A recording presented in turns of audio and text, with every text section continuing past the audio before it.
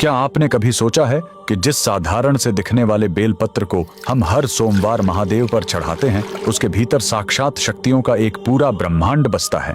आखिर एक बेल के पत्तों में ऐसा क्या है कि उसे चढ़ाते ही महादेव का रौद्र रूप शांत हो जाता है? स्कंद पुराण में छिपा है वो रहस्य जो बताता है कि बेलपत्र कोई साधारण वनस्पति नहीं, बल्कि माता पार्वती के पसीने की बूंदों से जन्मा एक दिव्य कवच है। वीडियो के अंत तक बने रहना, क्योंकि आखिरी हिस्सा आपको बताएगा कि बेलपत्र के 3 पत्ते असल में किन 3 महाशक्तियों का प्रतीक हैं। इस अलौकिक गाथा का आरंभ होता है मंदराचल पर्वत से, जहां माता पार्वती कठिन तपस्या में लीन थीं। तप की अग्नि इतनी प्रचंड थी कि उनके मस्तक से पसीने की कुछ बूंदें धरती की कोख में जा गिरी। उन्हीं दिव्य बूंदों के अंश से एक अद्भुत वृक्ष उत्पन्न हुआ, जिसे स्वयं माता पार्वती ने बिल्व वृक्ष का नाम दिया। लेकिन रुकिए, इस वृक्ष की असल शक्ति इसके बाहरी रूप में नहीं, बल्कि इसके कण कण में बसे देवत्व में है। स्कंद पुराण के अनुसार बेल वृक्ष की जड़ों में स्वयं माता गिरिजा और राधा रानी का वास है। इसके तने में देवी महेश्वरी निवास करती हैं, तो इसकी शाखाओं में दक्षायणी की शक्ति बहती है।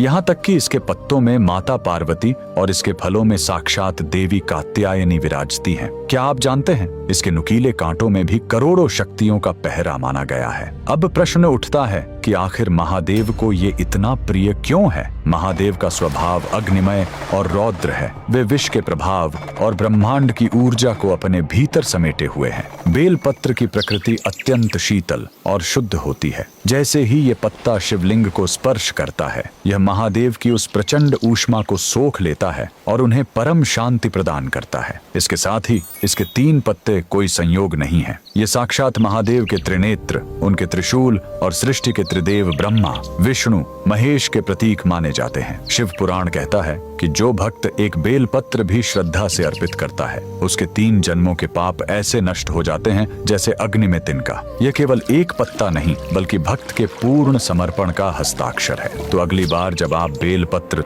तोड़े या चढ़ाएं, तो याद रखें, आप प्रकृति का एक अंश नहीं, बल्कि साक्षात शक्ति का स्वरूप महादेव को सौंप रहे हैं। अगर आप भी महादेव की इस दिव्य शीतलता के भक्त हैं, तो कमेंट्स में हर हर महादेव जरूर लिखें।